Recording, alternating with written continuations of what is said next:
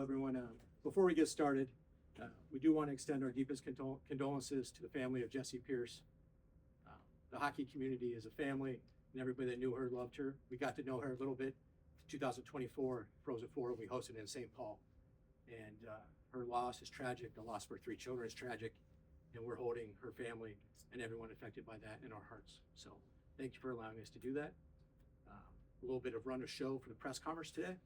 We'll have Director of Athletics Mark Coyle up here in a moment. Mark will give a brief opening statement. He'll introduce new women's hockey head coach, Boom May. Coach May will come up here, give an opening statement. Then he'll take questions. And then we'll bring Director of Athletics Mark Coyle back up to the podium for questions about Coach May and our women's hockey program. At the conclusion of that press conference, we will bring Director of Athletics Mark Coyle back up, and he will answer questions about the men's hockey program. So thank you again. And now I'd like to introduce Mark Coyle.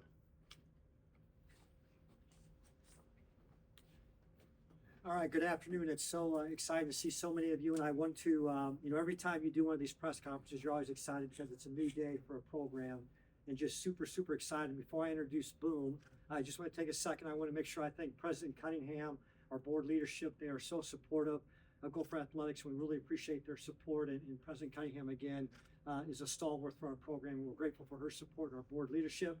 I also want to take a second to thank the student athletes. I see some of them back there. Anytime you go through a coaching transition, it creates anxiety in our student athletes. When I had a chance to visit with them, were great. Had a chance to talk to them yesterday when I was in St. Louis, and they were back here and had a good conversation. We're really grateful for their leadership and how they handled everything. And I want to thank the search committee.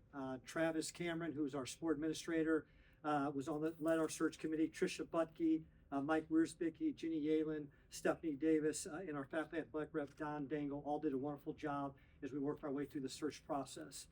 And I can tell you, when we started this process last week, we talked about doing a national search.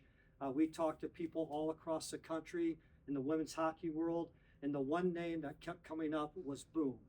And as we talked to more and more people, we started to learn more about him. Obviously, he's been here for the past few years, and we saw him firsthand and what he's done with our program. And I can't tell you how excited we are that he is our new head coach. So with that, please welcome head coach Boom May.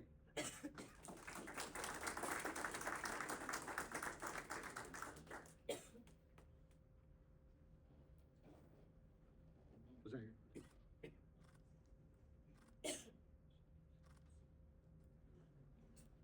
Mark, I'll take.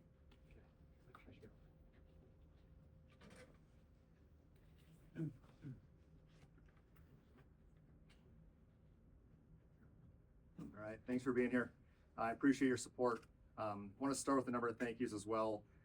President Cunningham, Mark Coyle, Travis Cameron, the search committee, our current roster, our current players that are in here as well. Just for your belief and trust in me to be the third head coach in this in the history of this storied program. I'm extremely honored, proud, grateful for this opportunity. I can tell you I and our staff are going to work tirelessly and leave no stone unturned as we get this women's hockey program back to national championship level that we all know and want. My wife Lainey and my 2 daughters are here as well. My wife Lainey, my daughters Marina and Coco. I want to publicly thank them. For those of you that know, life as a coach's wife is not something many sign up for. And being the daughter of a coach brings a lot of challenges as well to the table. They are truly the biggest Gopher fans, and I know that their support is not gonna stop here. So their support means the world to me. I truly couldn't do this without you guys, especially for the level that it deserves. I want to thank my parents. My parents are here as well.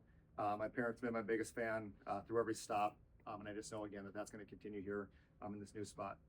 Lastly, just want to take the opportunity to thank 2 coaches, Bob Motzko and Brad Frost. Those of you that don't know, Bob gave me a chance here 7 years ago with the men's program. Took a chance on a high school hockey coach here in Minnesota with no collegiate coaching experience or experience at all, and really allowed me to chase a dream. And then, of course, I want to thank Frosty. Also took a huge chance on me 3 years ago. Having spent 16 years on the men's side with little to no experience on the women's side, Frosty had the belief that my skills would just translate really smoothly to the women's side as well. I just owe him a ton for not only giving me that opportunity to move to the women's side, but for his mentorship and leadership. Frosty is truly one of the greatest men I've ever been around. I really look forward to his continued mentorship and staying in touch with him and having him close to our program. To say I'm excited is an understatement. I had the chance to talk to our team today in the locker room, which was just a blast in this new position. Again, I thank them for the support over these last few days. Over these last few days, I've had the opportunity to talk to so many people in the women's college hockey game and just women's hockey in general. And the one thing that became so evident to me, and just a reminder for me that I had mentioned to our players as well this morning, but Gopher women's hockey was really the program that set the standard for what women's college hockey is today across the country. And we don't take that lightly. It's our job to build upon that legacy that people like Laura Halderson and Frosty and really all the Gopher greats that wore the M and who came before this new era of Gopher hockey, put forth in front of us. I want to be clear on one thing. This is not a complete overhaul. This is more of a reboot, I'd say. It's a fresh voice with fresh expectations. And we're close, and we have been close. But unfortunately, obviously, as you know, close isn't what we want here at Minnesota. And there's some changes that have to be made to make sure that we get over the hump. I told our players this morning, but we have to raise our level of compete and intensity.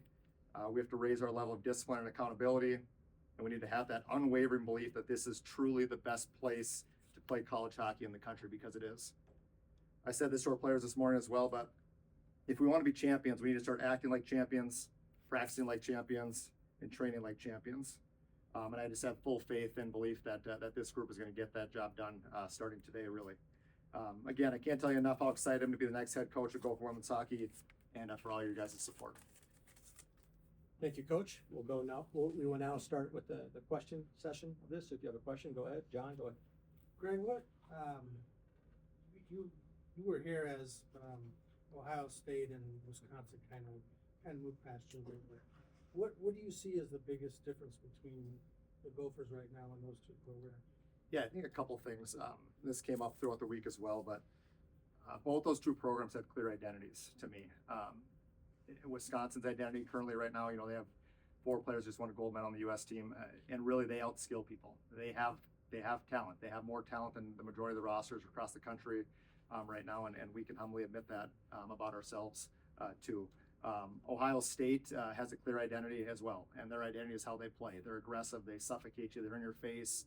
They're on the edge, right to the edge, sometimes going over the edge, but you just know exactly what you're going to get every time you play against a team like that. And I feel like that's been something that we're missing right now, is just a clear identity of who we are and what we're about as a team. And I think that's where you see the inconsistencies over the last few years. And you can see us, we beat Wisconsin, we split with Wisconsin this year, we beat Ohio State this year, but just the level of consistency hasn't been there as we know it should be. Greg, how do you view your first opportunity at this level? Is that a program that has arguably been the 3rd best in the country and was judged that wasn't enough? Yeah, I mean, honestly, I love it. Maybe I'm crazy, but I'm a competitor. I like to win at everything I do, and this is no different. So, I have a pretty vast and expansive experience and just history of where I've coached different levels across multiple genders, across multiple divisions, and so on. And I think for me, I've been in programs where we've needed to rebuild. I've been in programs where they've had a ton of success, and I was trying to take it to the next level. And I just view this as another opportunity. I think just like our players that we recruit, they want to be here because we want to be the best in the country, and I'm no different as a coach. Greg, what kind of identity do you want from this team? Yeah, it's a great question. When you think of Gopher women's hockey players just in general, right, you think of fast, skilled, ton of depth. That's not going to change, right? That's not going to change. I think what we need to do is we need to have a little bit more of an edge to how we're playing. We got to have structure with how we're playing. To me, one of the greatest compliments is when all of you guys come and watch us play, you know what we're doing. You know how we play, you know what we're doing. And if another team's going to beat us at that game, then that's on us as coaches to adjust our style to combat that. But we're going to be fast. We're going to be in your face. When we don't have the puck, we're going to make sure that we're in spots so we can get that puck back as fast as we can. But it's just going to be a level of consistency and intensity at how we do things. And it's probably not going to be comfortable at times for our players, but we know that what they want and what we want as a program is championships. And in order to do that, that's what it's going to have to be. So you want to play more like Ohio State does? I'd say yeah, a little edge like they bring. During the interview process, what were the kind of themes you were picking up from people talking to you about the position, and what they want to learn from you? I think a lot of these questions are being asked right now. How Wisconsin, Ohio State, it's no secret what they've done these last handful of years. Why are we not at the same level as them as far as being in championship games and winning national championships and so on? And how am I going to be different? What's going to be different? I think a huge advantage that I have is that I was part of this staff for 3 years, but I haven't been on this staff for 20 years, right? So I've been able to see all of the wonderful things that Coach Frost has done, that just, again, the storied history, the traditions, the pride in Minnesota women's hockey. But again, I haven't been here for 20 years. So I've also had a first front row seat at the things that I feel like could be done differently, or could be done to bring that consistency to what we're looking for, or to get back over that hump and start really, truly competing with the Ohio States and Wisconsin at that championship level. Is there something unique about you that allows you to overcome that challenge? Yeah, I think I have a blend of being a player's coach, where I'm the first person there that's giving fist bumps when they're doing something great. And I also think that I have part of that blend is someone that can put my thumb on them and keep my thumb on them and motivate them, and have those constructive conversations, those hard conversations, show them on video things that we're seeing, or that I'm seeing that maybe aren't up to standard or up to par with what we need to do. Again, I keep using the word bite or edge, but I think that's just kind of that blend that I have a little edge and I have that little bite, but also being that player's coach that's kind of been part of this culture for such a long time. Greg, how do you see your recruiting philosophy changing? Yeah, I don't know that it'll change a ton. I think a couple things that pop up in my head right now is it's conversation. So, typically we're always trying to find the best, the elite of the elite. Kind of quote unquote, our fourth line is players that were first line players their entire lives, and now they just happen to be fourth line players because they're at Minnesota. Is there something to be said about having players that are true, like, I'm going to skate out of my boots because that's what I do and that's what I've done my entire life? I don't know that answer right this second. I think that's conversation for me and my staff as we move forward with our recruiting. But I can tell you this: we love our recruits for 2026, the ones that are coming in this fall. We love our 2027 recruits and those commits. In our conversations throughout this past week through this coaching change, there's been zero waiver from those players that are committed to coming to us. And like I said, we're super excited about who they are and what they bring to our team. Did it feel to you like Ohio State, bring these guys up again? I guess because when I covered them not too long ago, when you saw them play at their best, you were kind of, wow. Were they the first team to really start playing that way? So great question. I've been on the women's side for 3 years, right? So for 3 years that I've been here, they've played like that. And they're different than other teams, for sure. They are different from other teams. I think, when you saw this year when we played and we beat them here at home, we were able to punch them in the mouth as well. And they didn't like that either, right? So, we just got to be one of those teams that when teams come to play us, whether it's on our home soil or on the road, that when they're done with us, I don't want to play those guys again. Like, that was a tough game. The women's game seems to be changing quite a bit. Is your experience in all kinds of hockey help give you a unique piece to this? Yeah, I think so. I'm biased, of course, but I think so. Like I said, I have an expansive background. I spent 16 years on the men's side before being here. You look at the PWHL and just the growth, the Olympics this past winter, like the growth of female, it might be the best it's ever been as far as coming into the women's game and just seeing it growing, right? Our numbers at the youth level are incredible right now. My 2 daughters play, and you just see we're at the rink each week at Bloomington, and all 3 rinks are full for multiple hours of all high-level female hockey players. it's incredible. At the PWHL level right now, you see some of their head coaches coming from the men's pro side too. And it's not that the men's coaches are better than the coaches that have been on the women's side the entire time. I think it's just I think people are appreciating the women's game more and more. And you're going to start to see some coaches, start to transition over to that side, kind of like I did. You mentioned Bob Motzko and Brad Frost's influences. Who else influenced you in hockey, even from growing up? Yeah, my dad for sure. So I grew up in California actually, and where hockey wasn't huge. It's kind of right when Wayne Gretzky got there in the Wayne Gretzky era. And my dad, I think I can say this, but he didn't start playing hockey until he was in his 30s, but fell in love with it. And he taught me and my brother how to play, right? Rollerblading nonstop and stick handling and shooting, and I wouldn't be here without him, right?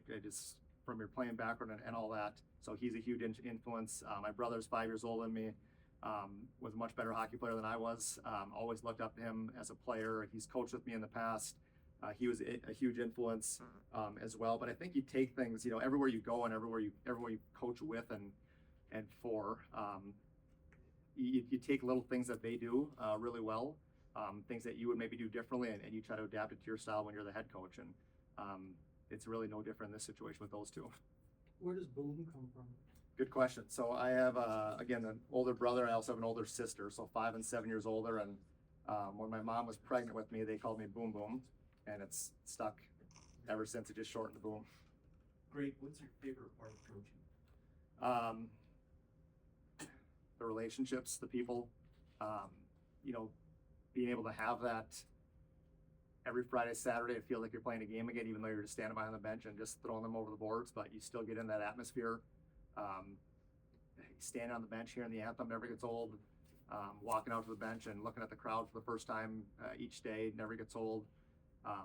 And I would say, honestly, just the strategizing, trying to find ways to do what we're talking about right now, trying to find ways to compete with the top teams. Once you get to the top, trying to find ways to stay at the top, because now you know that you're the hunted.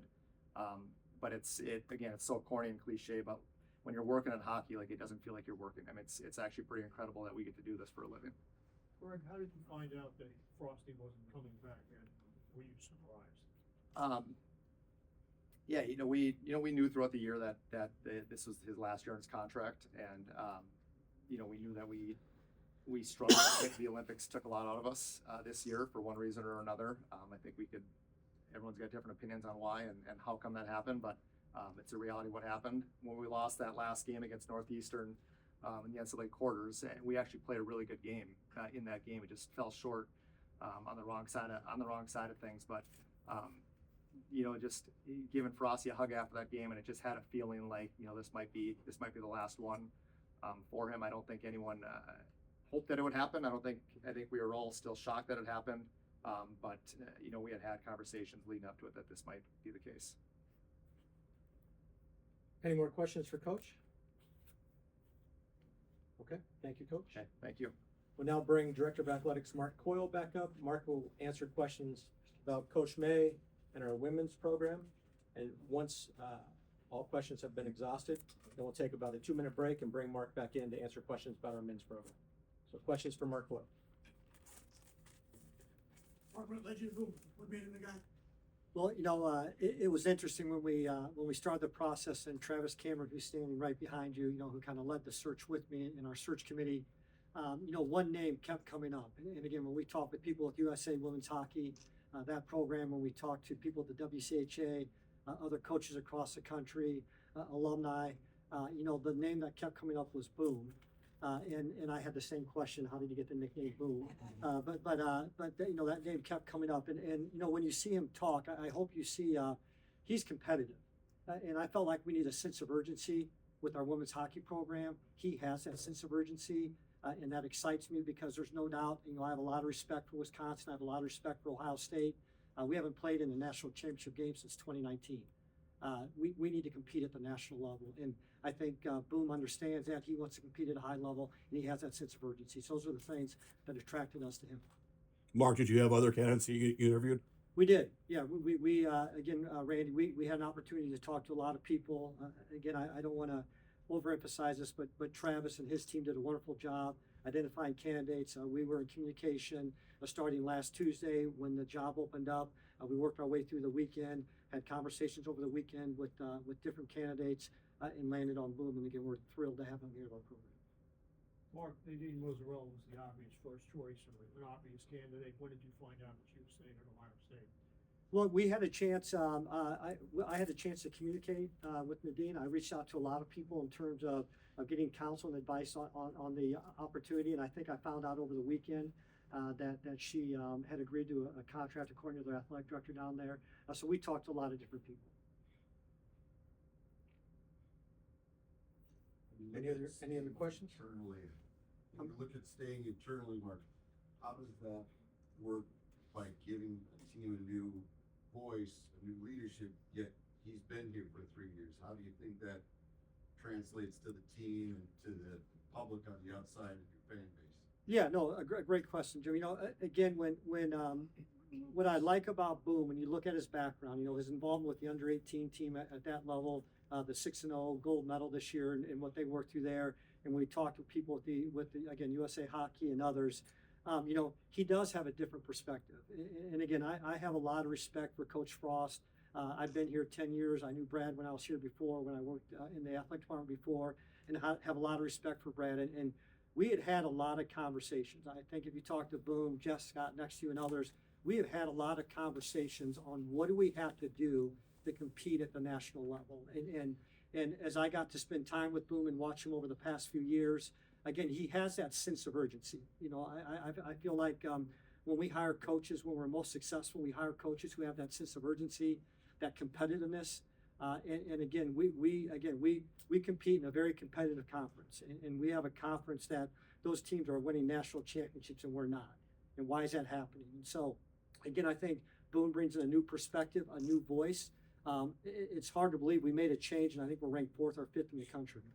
But again, that shows you what the expectations are. And I can tell you when we talked to Boom about that, he didn't back away at all. His knees didn't buckle. So again, we're very confident that his voice will be great to lead this program, and we're very optimistic about competing at the national level. And one thing more just on Brad, in the press release, there were things on and off the ice that you wanted to change. Can you clarify what off the ice meant with Brad? Again, in my words, just a sense of urgency. Again, I think, when you look at some of the other programs, and Boom talked about that, what was our identity? Again, we wear the block in, or we competing, every night when we play, we're going to get a team's best shot, those type of things. So when we talk about on and off the ice, I believe it is a total cultural program. I think when you see teams that compete well academically, athletically, socially, really cool things happen. Our women's hockey program does that, but I just felt like we needed a new voice, new leadership to create that sense of urgency to help us get over the top. And again, I'm not allowed to talk about recruiting, but again, we're very excited about the classes we have lined up. I think we're going in a really, really good direction, and Boom was a big part of that. So again, I feel like we're taking the right step with him leading on. Mark, when did you see it going in the course the course where you felt you had to make a change? What point in the season? Yeah, well, again, I think if you visit with Brad and Boone talked about it too, I was very honest with the staff. We've had conversations for a couple of years now, and I would ask questions, about, hey, what do we have to do to compete at the next level in terms of, again, we haven't competed for a national championship since 2019. I think Ohio State just played their 5th straight national championship game. Wisconsin, I think, I'm looking at Paul, just won their 5th national championship, 5 out of 7. We want to be there. We want to be in that conversation. So again, we've had conversations well over 18, 24 months about this in terms of we've got to see improvement, especially at the national level and competing for those national championships. Mark, Boone's familiarity with this program, how beneficial can that be moving forward? I think it can be helpful. Again, I think he talked about it, with his being here 3 years. And what I liked about him, when you look at his resume, and I think when we talked, and I forget, I don't mean to be dismissive, I can't remember who we were talking to, but they talked about he wins everywhere he's at, right? He win, and again, if you look at his background, he wins everywhere he's at in terms of that. So what I like about his background is, again, he was here. He had a front row seat for a few years to watch what was happening. And again, as he said, we all do this when we work next to somebody, Dan. You pick up the good things, maybe things you would do differently. I think he has a fresh perspective on that, and I think he's going to give us a good advantage as we move forward. Mark, why did you feel like you needed to make a move instead of just having like a deeper conversation with Brad and just tell him, look, we need improvement here, here, and here? Pat, I could not have been more clear with Brad. Any more questions for Mark? Mark, what stood out about Boone's answer when he said, we got to compete with Ohio State and Wisconsin? What stood out to his responses versus other people you interviewed? Well, first off, he's incredibly competitive. I mean, he looks like he's 19, but what I love about him is he is incredibly competitive. And again, we talk all the time, we want to compete at the highest level. It can be done here at Minnesota, especially with our women's hockey program. And Travis, when we started this process, I talked to Travis, says, we've got to find somebody whose knees are not going to buckle. I mean, we respect everybody we play. They're all great, great programs, but there's no doubt that Wisconsin and Ohio State have separated themselves. And when we talked to Boone about that, his knees didn't buckle, and he talked about how he's competitive. And again, if you look at his track record, where he's coached at, what he's done, he wins. And he clearly understands that he's got to compete with all the programs in the WCHA, but we expect him to compete with Ohio State and Wisconsin at the highest level. Sometimes you talked about when you let go of a coach, you have a folder that you turn to with names. Was Boom right there at the beginning, or is it something you learned about him during the process? Well, no, each year we update our list. We have 22 programs, and I think to be prepared, you've got to update your list each year. I actually had a chance to get to know Boom. He was with the men's hockey program a few years ago as our ops. He left us and took on a new opportunity. And I remember when he left, people were bummed out because he was a good person to have in the hallways and around the department and those type of things. So that was a name that was on our list. Any more for Mark? Okay, thank you. Thank you, Mark. Thank you, guys. Thanks, Claire.